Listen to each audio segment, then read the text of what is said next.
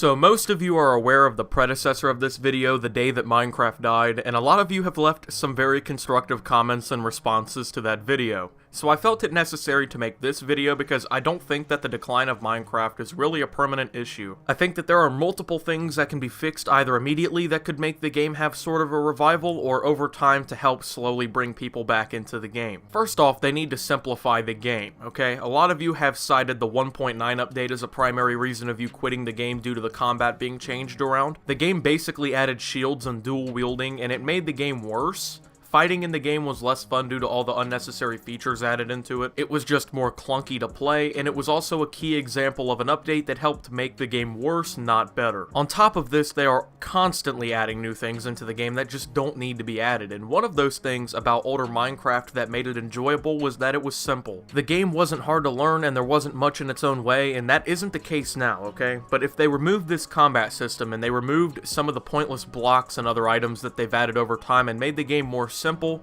it would definitely improve the game. Complexity does not equal quality, okay? Minecraft would be better if it had stayed simplistic and features had been built upon instead of being reworked. There is no need to change things so drastically when they don't need to be, especially when they're as important as the combat elements of the game. There was no reason to mess with these, yet Mojang decided to do so hopefully this simplicity could help return the game to a prior state in which it was more enjoyable. The second thing would definitely be to make servers great again, okay? The issue with multiplayer in Minecraft was the EULA agreements and how they cracked down on servers. Now, I can't say that I blame Mojang for doing this, considering a ton of servers were making very good profits selling pay-to-win elements in their servers, but what Mojang didn't understand at the time was that these P2W elements in their servers kept the multiplayer thriving, and cracking down on them was going to severely damage the community. And of course, these servers were making money off of content that wasn't really theirs to begin with, but even then, there was steps that could have been taken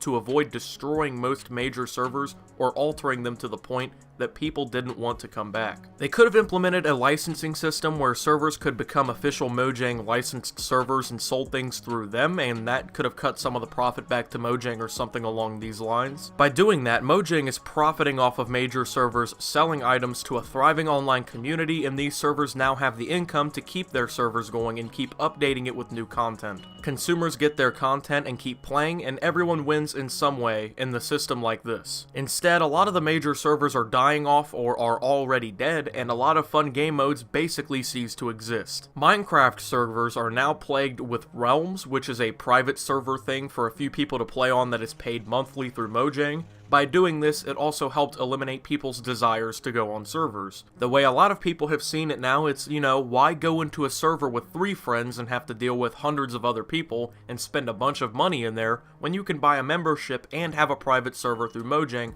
with no issues. I mean, it's not horrible business moves in terms of revenue, but the way that Mojang did what they did helped ruin servers and online gameplay, which overall was a huge portion of Minecraft players. If Mojang found a way to make money off of thriving servers, this issue would be resolved, and then you would have more players coming online, and the game could quite possibly return to a golden age. This isn't to say that all servers are dead on Minecraft, but plenty are still open, yet most aren't nearly what they used to be in this game's golden era. Regardless, making servers worth playing on again would significantly improve the quality of the game and potentially make it come back to the glory days. Next, they need to make updates actually matter, okay? Because games like Minecraft rely on updates to keep the game fresh. The game can get stale and boring with a dry streak of no quality updates, and unfortunately for the game, updates are not like they used to be. Not only do they, not really come out quick enough, but what's being added often doesn't really alter the gameplay or make it more enjoyable. Things that would make the game better are new worlds and bosses like the Nether and the End. Don't keep adding in a new building block that nobody wants or asked for. Give us new content to enjoy for longer. Give us a few new worlds to play in, a few more biomes, and new ores and tools to use, and the game can end up way better. I hate to bring up Fortnite, but one of the best things about that game is that it gets constant updates multiple times per month with new guns, locations on the map, challenges for players to complete, and more. This constant supply of new things to do keeps the game fun and fresh, and when there's a new weapon and a new location on the map and a set of challenges towards your battle pass, that incentivizes you to play. When Minecraft tells you they're going to add a new type of brick that you likely won't really ever use, and it's the last update for a while, you know, what about that really makes you want to come back and play it, considering that, you know, there's already too much things in the game that nobody really uses or wants. If the updates mattered and were quality, it would bring people back into the game constantly, and you would get bored, but only for a week or two. Then there would be more to do.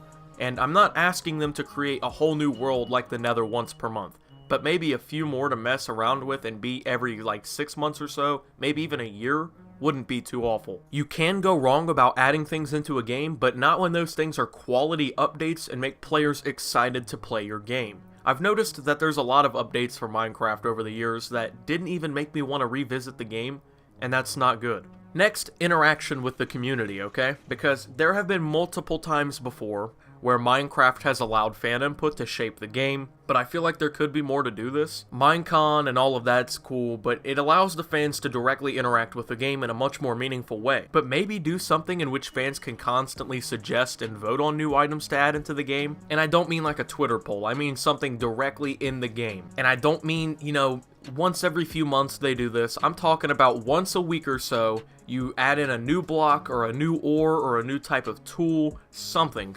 useful to the game, and let players vote on, you know, a selection of maybe like 3 different things. And all you really have to do is create a bunch of these assets and then just let fans vote them in one at a time once a week or so, and you'll have plenty of content to add over time. You'll engage your fans more, and you allow them to further shape the game the way that they want to see it. The future of the game will now rely on your fans who are still playing the game, which is good for you obviously because that makes your game better, and your fans also trust you way more now. A lot of game developers overlook how much things like this can have an impact on the success of a game, and if they would do it more, it could go a long way. Making the Minecraft community involved could potentially bring a lot more to the game than what is already there now, and it would actually improve the gameplay and allow people to once again come back to the game, excited to be part of the community. Truthfully, Minecraft is one of the best games of all time without a doubt, okay? It has revolutionized things, and while it isn't dead in a literal sense, interest in the game is declining steadily over time, and the game is having a much harder time competing with other games. Compared to what it used to be, it's really a dead game.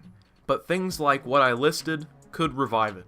Community involvement, working with servers, meaningful updates, and simplifying the game again could work wonders for this game. You can port it to any console or phone, anything you want, okay? But if the game isn't fun and you're constantly making the game worse with updates and you're driving all your core audience out of the game, it's just not going to work. At that point, you can add whatever you want into the game, but if it's not making the game better and the people don't want to play it and they find it boring, you're just not going to keep your players. Putting the game on every single television, console, phone, everything that has a screen on it is not the answer to everything.